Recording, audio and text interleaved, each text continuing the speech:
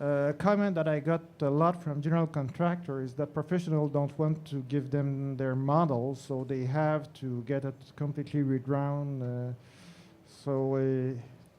Is it a problem? Is it a problem at present with regards to the sharing of models? Because you were saying earlier that we create families and all that. We give part of our knowledge, and that's not everyone who wants to do that. Well, I think that my colleague next to me, I mean, maybe he works more maybe with plans made from consultants externally, but our use of BIM software is fairly recent. And I think that, yes, it's a bit of a problem since we've had to develop many families. Yes, we've had to invest. And when you want to be a leader in something, well, you've got to do it. You don't wait for the others, you do it yourself. And we realize that, yeah, we will probably find certain of these families on the market, but that's a price to pay, I think, initially. That's one point. With regards to the drawings that we send, yes, I think that there are some designers at present who hesitate to give their model because in order to realize a project at present, there are not too many engineering firms or consultants. It's more work than development.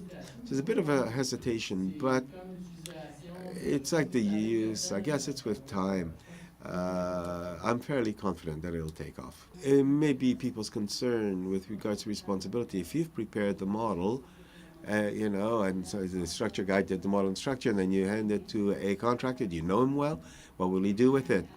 At present in Quebec, there are very few contractors who have the knowledge and the ability, internal capacity to do something with the model. I know that SNC will have some after QSUM. Broccolini is more advanced than others. There are others that I haven't named. But that everyone must be aware that what they've done in their model before offering it as a model externally, you keep a copy of your model internally. That protects you as when you give your drawings to somebody externally, where the customer can do whatever they want and say, oh, well, that's how I got it. Well, not quite true. Every professional will be responsible for his or her work within the model, and you can trace who did what in order to see where the responsibility lies. So that was the fear that the model, like I sat in a conference last year where a lawyer spoke, and it's a good anecdote. He says he always made money on the fact that consultants were always fighting amongst themselves. And now they come see us, Madam Architect, Mr. Engineer, and you'd say, fine, well, now we want to work together. Can you help us get organized in the contract that does that? And he sees another bunch of legal lawsuits coming up because, yeah, it's not completely true that it leads in IPD. And at the end of the line, it's the project, and everybody's working to deliver a good project. So they might be a bit protectionist in what they've developed, our families, our staff, but at some end, it'll end up in everybody's backyard anyway. Now, do the blocks that you created in CAD 15, 20 years ago, do you still use these blocks? No. I think everything moves forward. Do you have problem getting the model from the professional, and what are the issues regarding that? Regarding this, the authoring system of all of these models, basically we require during our BIM execution plan a specific breakdown of these models, like levels, details, blocks, disciplines. So each authoring team, whether it was mechanical, electrical, or even like outsourcing, they give us these detailed requirements, and we just put them in this BIM execution plan. So from day one, this execution plan is spread to all the team. So everybody will know who's going to model the rest. Now, in case we have very specific custom-made models, so basically we just add a remark that these will be the responsibility and the authority of a particular team. Also, we require what we call a sign-off of the model. So the moment, for example, we've finished a particular area and this is coordinated, we save this model and we lock it. There's some nice feature in Navisworks where you can add some registry, and there's like specific passwords in order to open this file. So these passwords will only be given to specific teams. So when they open this file, they will see these specific elements registered under the specific guy who authored this model. Also, from a contractual point of view, these are made from like an upper management team, they agree on all of these procedures. On my level as a BIM coordinator, we just have to make sure that all of these requirements found in the contract, they are actually implemented in the contract, and everybody is satisfied with the standards that we have.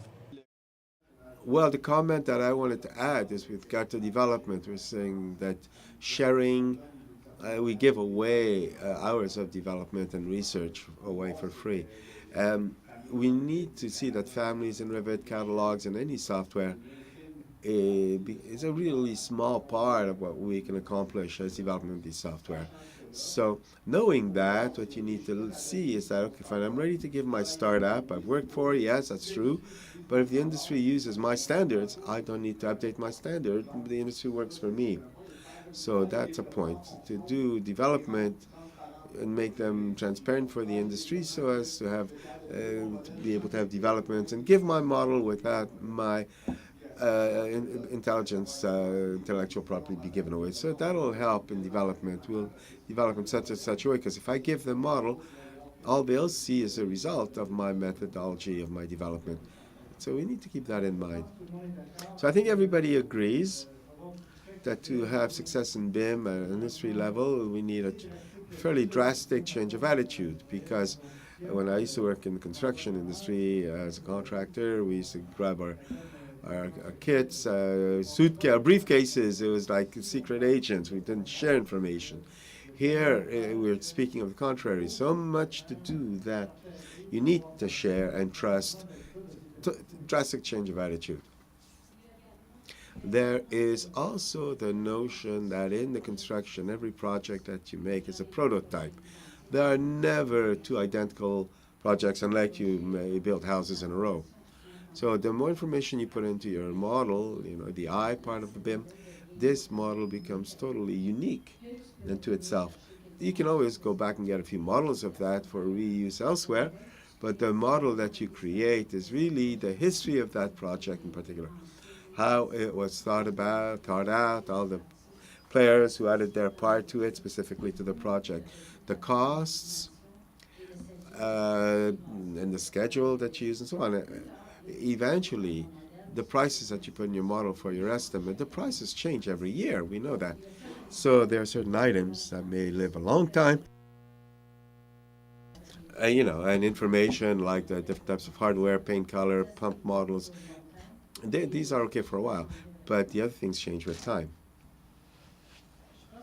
I think that one of the issues here, if I may just add, one of the issues will be the use that they want to make of the electronic document that you transmit. If I have a customer, for example, who wants to take a document, he has a call for tender, a more traditional approach. If he wants to use it because he says, well, it'll be easier for my maintenance, I'll tag all my equipment, and so on. If you've done an integrated design to go into a call for tender for a project, if afterwards there's some items missing, it's not totally adapted to his need, that's where it becomes a little more complex. If you go into a BIM project from A to Z and you go for a call for tender, if there are estimates are made from a list of materials that would be extracted from the model, if there's a mistake, what will be the legal impact? I think at present, at least from my side of things, I think we are not quite there yet with our customers. But these are issues, I think, that we'll need to look at. It's pretty much at that level that I see my hesitation to free up the model and give it away. It's a legal aspect. How far is it going to go? Do you have a message for customers in that regard? I think not just for the clients, but the use of BIM is not as well known as all that. The potential of use, also everything that we could do in terms of impacts in the construction industry as well as among the clients, it's not quite mastered. I would say for the customers or clients, it's part of the development that we'll have to undertake.